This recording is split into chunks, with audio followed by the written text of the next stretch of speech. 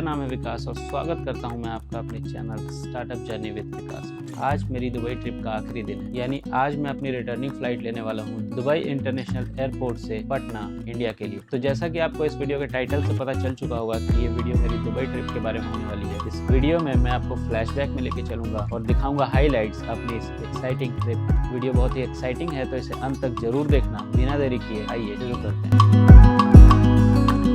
ये सवाल मुझे इमिग्रेशन पे पूछा गया और आप भी जब इंडिया छोड़ के किसी फॉरेन कंट्री में आओगे तो आपको भी ये सवाल पूछा जाएगा। तो मेरा जवाब ये था कि मैं दुबई घूमने जा रहा हूँ, क्योंकि मैं टूरिस्ट वीज़ा पे आ रहा था। वो आपको पूछते हैं कि आप स्टे कहाँ करने वाले हो, आपको वहाँ पे अपनी होटल बुकिंग दिखानी होती है। तो मैंने उनको बताया कि मैं अपने फ्रेंड्स के यहाँ स्टे करने वाला हूँ जो वहाँ ऑलरेडी सेटल्ड है, और मैं फर्स्ट टाइम नहीं सेकेंड टाइम दुबई जा रहा था और ये मेरी थर्ड इंटरनेशनल ट्रिप। तो ये था इमिग्रेशन के लिए दिया हुआ जवाब। लेकिन यूजुअली लोग यहाँ पे नौकरियाँ ढूंढने आते हैं और मैं यहाँ पे बिजनेस अपॉर्चुनिटीज ढूंढने आया। लाइफ बिल्कुल ठीक चल रही थी, लेकिन मैंने एक दिन खुद के लिए एक नेक्स्ट गोल डिसाइड कर लिया। गोल ये था कि मुझे 2024 में 1 करोड़ रुपए का रेवेन्यू जनरेट करना है अपने बिजनेस से। काफी टाइम से मैं अपने स्टार्टअप पे काम कर ही रहा था और मैं चाह रहा था दुबई के मार्केट को एक्सप्लोर करना, वहाँ अपने लिए कुछ बिजनेस अपॉर्चुनिटीज ढूंढना जिसमें मेरी मदद कर सकते थे मेरे 2 दोस्त जो कॉलेज में मेरे साथ थे। तो उनके साथ डिस्कशन चल ही रहा था कि उनको पता चलता है कि ईद की छुट्टियां होने वाली है, और इमीडिएटली उन्होंने प्लान किया कि बाद में आने से अच्छा है मैं पहले ही वहाँ पे चला हूँ ताकि वो ईद की छुट्टियों को यूटिलाइज कर पाए। बस फिर क्या था, सैटरडे 6 अप्रैल 2024 को मेरी बात अपने दोस्तों से हो ही रही थी कि उन्होंने फटाफट वीजा के लिए मेरा एप्लीकेशन दिया। 1 घंटे के अंदर मेरा वीजा अप्लाई हो गया और सेम डे की मेरी फ्लाइट मिल गई। बहुत जल्दी में मैं सामान पैक करके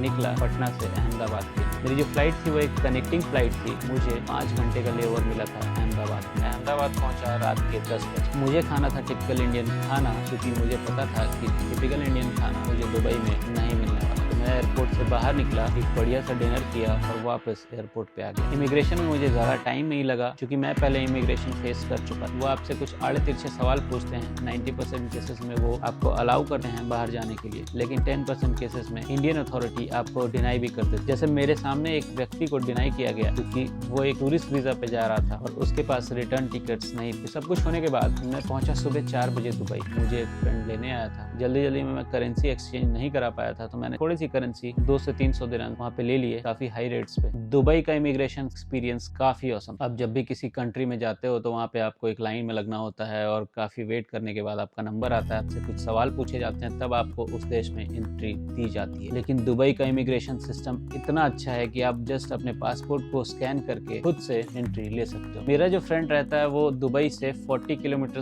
दूर अजमान में रहता है, तो 40 किलोमीटर दूर 4 बजे सुबह आना उसके लिए मुश्किल हो रही थी। वो एक दिन पहले से होटल में स्टे कर रहा था। मैंने अपना पासपोर्ट देके होटल में चेक इन किया। ये एक बढ़िया होटल था और फिर स्टार्ट हुई मेरी ट्रिप। चूंकि मैं पहले एक बार दुबई आ चुका था तो मुझे बहुत ज्यादा सिटी अट्रैक्शंस में इंटरेस्ट नहीं था। मैं कहीं भी घूमने नहीं गया।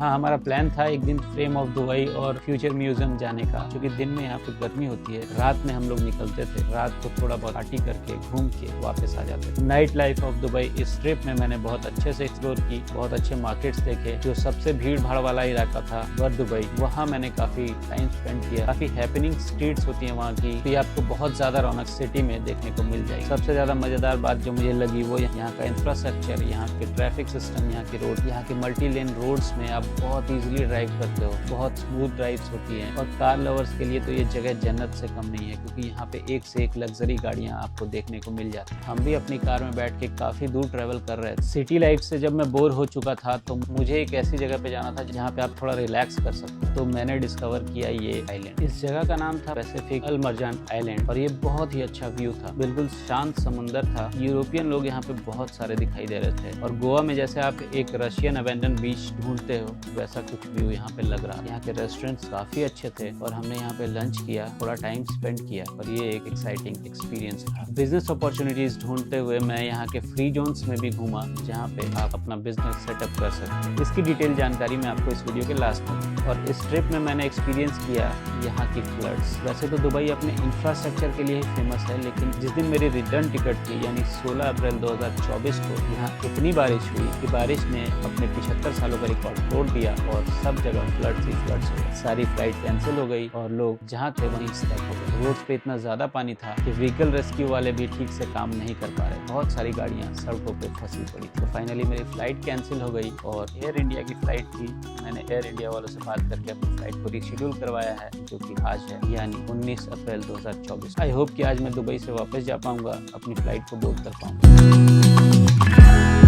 जब भी आप किसी इंटरनेशनल ट्रिप पे जाते हो तो शॉपिंग करना एक इंपॉर्टेंट एस्पेक्ट हो जाता है। तो मैंने कुछ खास शॉपिंग नहीं करी, 6-8 महीने पहले ही दुबई आया तब मैंने कुछ शॉपिंग करी थी। जब भी आप दुबई आते हो तो आपके घर वाले आपको गोल्ड परचेस करने के लिए बहुत फोर्स करते हैं। मेरे घर वाले भी कर रहे थे, लेकिन मैंने उनको बताया कि अभी जो है गोल्ड के प्राइसेस बहुत ही हाई चल रहे हैं। 59,000 पर 10 ग्राम्स यहाँ पे गोल्ड के प्राइसेस हैं, और इंडिया में लगभग 22 कैरेट्स के लिए आपको 66 या 67,000 की प्राइस चल रही थी। तो बहुत ज्यादा सेविंग नहीं थी, गोल्ड अपने ऑल टाइम पीक पे है। अभी गोल्ड खरीदना कहीं से भी समझदारी वाला ऑप्शन मुझे नहीं लगा। दूसरी अच्छी और सस्ती चीज जो आपको दुबई में मिल जाती है वो इलेक्ट्रॉनिक गैजेट्स, आईफोन। मैंने लास्ट टाइम अपने बर्थडे पे ही आईफोन 15 इंडिया में ही खरीद लिया था। मैंने इसे अपने बिजनेस के नेम पे खरीदा था और 18% का GST रिफंड क्लेम करने के बाद ये मुझे दुबई से सस्ता पड़ा। तो मैंने इस बार आईफोन भी नहीं खरीदा, पर मैंने कुछ खरीदारी जरूर की है। अब आपको दिखाता हूँ। मैंने यूट्यूब के लिए यहाँ से कुछ सामान खरीदा था। सबसे पहले ये ट्राइपॉड जो 50 दिरहम यानी 1200 रुपए का आया था। ये बैटरी ऑपरेटेड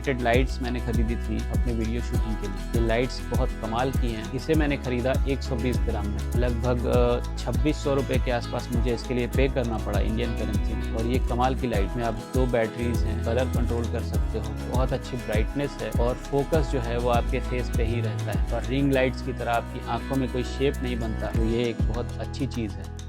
नॉर्मली आप इलेक्ट्रॉनिक बल्ब के साथ शूटिंग करते हो, वो जो लाइट है वो फ्लक्चुएट करती रहती है, तो आपको एक स्टेबल लाइट चाहिए। जब आप अपने कैमरा को इस लाइट में प्लेस करोगे तो आपको पता चलेगा कि बैटरी ऑपरेटेड लाइट्स काफ़ी स्टेबल होती हैं। काफ़ी टाइम से मैं इंडिया में इस चीज़ के लिए सर्च कर रहा था, लेकिन मुझे नहीं मिली। जो मिली थी वो काफ़ी एक्सपेंसिव थी। तो फाइनली यहाँ आके मैं एक चाइनीज़ मार्केट में गया। यहाँ चाइनीज़ गुड्स बहुत ईजिली मिल जाते हैं, तो मैं यहाँ एक चाइनीज़ मार्केट में गया, वहाँ पर मैंने ये चीज़ें खरीदी। इसके अलावा मैंने एक और चीज़ खरीदी है, ये माइक। ये है हॉलीलैंड लाग C1। ये आईफोन के साथ बहुत ही अच्छा काम करता है और बजट माइक है। 345 दिरहम्स में मैंने इसे खरीदा है। 7,500 रुपए के आसपास इसकी कॉस्टिंग मुझे पड़ी है इंडियन करेंसी में। ये भी एक अच्छी परचेज है। तो ये 3 चीज़ें मैंने यहाँ से खरीदी है। बाकी खरीदा है कुछ ड्राई फ्रूट्स, कुछ चॉकलेट्स जो यहाँ काफ़ी सस्ती मिलती है, और बच्चों के लिए कुछ टॉयज। तो इस ट्रिप की शॉपिंग थोड़ी बजट फ्रेंडली ही थी। और एक और चीज़ मैं इस ट्रिप पे खरीदने वाला हूँ, वो है DJI Osmo Pocket 3। इंडिया में इसकी प्राइस लगभग 66,000 रुपीज़ होती है और यहाँ पे ये 2500 दिरहम्स में मिल रहा है। तो यहाँ पे एक डीलर है मिडिल ईस्ट का, सबसे बड़ा डीलर, एडवांस मीडिया के नाम से। तो उन्हें मैंने कल कॉल किया था, उन्होंने कहा कि एक पीस अवेलेबल है। तो मैं आज मोस्ट प्रोबेबली फ्लाइट पकड़ने से पहले वहाँ पे जाऊँ और उस चीज़ को खरीदूँ। इस पर मुझे 10,000 रुपीज़ की सेविंग हो जाएगी इंडियन मार्केट के कंपेरिजन। अब बात करते हैं सबसे important, business opportunities in Dubai. Business opportunities आपको क्या मिलती हैं? देखो, यहाँ पे जो शॉप है ना, जो छोटे छोटे बिजनेसेस हैं, जो आपको रिटेल काउंटर्स खोल के बैठे हैं, वो सब 100% ओनरशिप में नहीं है। इनको एक पार्टनरशिप करनी होती है जिसमें 51% मिनिमम आपको यहाँ के लोकल रेसिडेंट्स को देना होता है और उनके साथ पार्टनरशिप करके आपको बिजनेस एस्टेब्लिश करना होता है। आपको उसके बदले कुछ रॉयल्टी पर ईयर उनको पे करनी होती है। जितने भी आप रेस्टोरेंट्स, कैफेटेरियाज और जितने भी छोटे बिजनेसेस यहाँ पे देखोगे, यहाँ पे ऐसे ही ऑपरेट होते हैं। कोई भी शॉप आप यहाँ पे खोलना चाहते हो, उसकी मिनिमम लेआउट का फॉर्मेट है जिसको आपको फॉलो करना पड़ेगा, तभी आपको उसके लिए लाइसेंस मिलेगा। और कोई भी आप फूड वेंडर्स स्ट्रीट पे नहीं देखोगे। यहाँ पे जो भी हैं वो शॉप्स हैं, पर्टिकुलर शॉप्स हैं, छोटे कैफेटेरिया हैं, रेस्टोरेंट्स हैं। दोनों के अलग अलग लाइसेंसेस होते हैं यहाँ पे, दोनों के अलग अलग क्राइटेरिया होते हैं और मिनिमम हाइजीन जो है वो उनको मेंटेन करना होता है और बहुत सारे लाइसेंस चेक्स उनके रेगुलरली किए जाते हैं। दूसरी चीज़ है, मैं जो अपॉर्चुनिटी यहाँ पे ढूंढने आया था वो थी कि मैं कम से कम लोगों में, कम से कम इन्वेस्टमेंट में कौन सा बिजनेस यहाँ पे शुरू कर सकता हूँ। तो मुझे 2-3 चीज़ें यहाँ पे समझ आई। यहाँ पे ई-कॉमर्स का बिजनेस स्टार्ट किया जा सकता है कम इन्वेस्टमेंट में। फ्री जोन में आपको स्पेस ले सकते हो, लगभग 1200 दिरहम्स में आपको एक वीज़ा और एक लाइसेंस मिल जाता है यहाँ पे काम करने का। और उसके बाद आप जो भी इन्वेंट्री अपनी रखना चाहते हो, उसकी जो भी आपकी कॉस्टिंग है वो आप अलग से पकड़ लो। आप यहाँ पे कोई मैन्युफैक्चरर ढूंढ के यहाँ से मैन्युफैक्चर कराना चाहते हो और ई-कॉमर्स करना चाहते हो। तो चूँकि मैं क्लोथिंग और गारमेंट इंडस्ट्री से पहले से जुड़ा हुआ हूँ, तो मैं उसी में अपनी अपॉर्चुनिटीज़ को एक्सप्लोर कर रहा था। दूसरा, मेरा जो बैकग्राउंड है वो वो केमिकल इंजीनियरिंग का है, मैंने केमिकल इंजीनियरिंग में बीटेक किया है, तो मैं उससे रिलेटेड भी कुछ अपॉर्चुनिटीज़ यहाँ पे ढूंढ रहा था कि किसी भी चीज़ की ट्रेडिंग यहाँ पे की जा सकती है। एक GFRP बार है जिसके बारे में मुझे पिछली बार पता चला था, ये स्टील बार्स का रिप्लेसमेंट है। मैं इस बार ये देखना चाह रहा था कि यहाँ पे कितने लोग इसे मैन्युफैक्चर कर रहे हैं। इंटरनेट पे सर्च करने के बाद एक ही कंपनी मिली, बहुत ज़्यादा डिमांड में नहीं है ये प्रोडक्ट। तीसरा एस्पेक्ट जो मैं यहाँ एक्सप्लोर करने आया था, यहाँ के मार्केट प्लेसेस में यहाँ बड़े बड़े मॉल्स होते हैं और सुपर मार्केट्स होते हैं, तो यहाँ उनमें मैं सर्च करने आया था कि यहाँ मखाने का यूज़ हो रहा है, क्योंकि मैं बिहार से बिलोंग करता हूँ। तो मखाना अभी एक ऐसा सुपर फूड है जो वर्ल्ड में बहुत ज़्यादा रिकॉग्निशन पा रहा है और बहुत ज़्यादा डिमांड इसकी बढ़ रही है। तो यहाँ के मार्केट में मुझे उसकी कुछ खास डिमांड नहीं दिखी। अगर मुझे यहाँ पे मखाना सेल करना है तो उसके लिए मुझे उसकी प्लेसमेंट, उसकी एडवर्टीजमेंट और बहुत ज़्यादा उसमें मेहनत करनी पड़ेगी अभी के हिसाब। तो ये थी यहाँ की ऑब्जर्वेशंस। यहाँ पे मैंने कुछ कंसल्टेंसी से भी बात की कि यहाँ पे बिजनेस शुरू करने के लिए क्या करना होगा। मेरे फ्रेंड के किसी कॉन्टैक्ट से मैंने कुछ परचेज वाले लोगों से भी बात करी जो लुलु मॉल्स और नेस्टो सुपरमार्केट में परचेज का काम देखते हैं। तो उन्होंने कहा कि कोई खास प्रॉब्लम नहीं है, अगर हम अच्छी क्वालिटी और अच्छी पैकेजिंग के साथ उनको एक प्रोडक्ट दें तो वो प्लेस करवा सकते हैं आफ्टर टेस्टिंग। तो ये एक लंबा प्रोसेस है, बहुत ज़्यादा डीप में मैं नहीं गया इस डिस्कशन में। काफ़ी ज़्यादा अच्छा एक्सपीरियंस रहा, यहाँ पे ऑब्जर्वेशंस काफ़ी अच्छी रही बिजनेस अपॉर्चुनिटीज़ को लेके। तो होपफुली अगर सब कुछ ठीक रहा तो इस साल के एंड तक मैं कुछ यहाँ पे स्टार्ट करने का सोच सकता हूँ विद प्रॉपर प्लानिंग। अभी बहुत सारी प्लानिंग होनी बाकी है। इस ट्रिप में मेरे साथ एक ट्रेजेडी भी हुई, वो ये कि 16 अप्रैल 2024 को मैं वापस जाने वाला था, लेकिन वो फ्लाइट कैंसिल हो गई। इस दिन सुबह मैं जब सो के उठा तो देखा कि बारिश हो रही थी। मुझे लगा एक आम सी बारिश है जैसे इंडिया में हुआ करती है, लेकिन ये बारिश जो थी वो सुबह से रात तक रुकी नहीं, कंटिन्यू हुई और सड़कों पे इतना पानी भर गया कि आप सोच नहीं सकते। यहाँ पे पूरी तरह से फ्लड्स ने तबाही मचा दी। तो पहली बार जब मैं यहाँ पे आया था, यहाँ के इंफ्रास्ट्रक्चर को देखा था, तो मुझे लगा इंडिया ऐसा इंफ्रास्ट्रक्चर डेवलप कर ही नहीं सकता। यहाँ का जो इंफ्रास्ट्रक्चर डेवलप किया गया है उसमें रेन को कंसीडर नहीं किया गया है। वैसे तो यहाँ बारिश होती ही नहीं है, लेकिन जैसे 16 अप्रैल को हुई थी उस टाइप की बारिश अगर आएगी, सारा पानी सड़कों पे जमा होगा, क्योंकि कोई भी ड्रेनेज यहाँ पे नहीं है। हमारे इंडिया में कम से कम जितना भी इंफ्रास्ट्रक्चर है वो हेवी रेन को कंसीडर करके बनाया गया है। पानी हमारी सड़कों पे भी जमा होता है, लेकिन वो जल्दी से जल्दी निकल जाता है। तो बारिश ने जो 75 ईयर्स का रिकॉर्ड तोड़ा था, उसके कारण मेरी फ्लाइट कैंसिल हो गई। मुझे 3 दिन और स्टे करना पड़ा दुबई में। आज मैं वापस जा रहा हूँ इंडिया। ये ट्रिप काफी इंटरेस्टिंग रहा, बहुत सारी अच्छी अच्छी चीजें देखने को मिली, सीखने को मिली, और उम्मीद करता हूँ इस वीडियो के माध्यम से मैं आपको भी उन चीजों से अवेयर करवा पाया हूँ। अगर वीडियो पसंद आई तो इस वीडियो को लाइक और चैनल को सब्सक्राइब करना मत भूलना। मिलते हैं अगले वीडियो में। मैं हूँ दुबई एयरपोर्ट पे और फिर से मेरी फ़्लाइट कैंसिल हो गई है, और बस मेरी नहीं, और यहाँ पे बहुत सारे लोगों की फ़्लाइट कैंसिल हो गई है।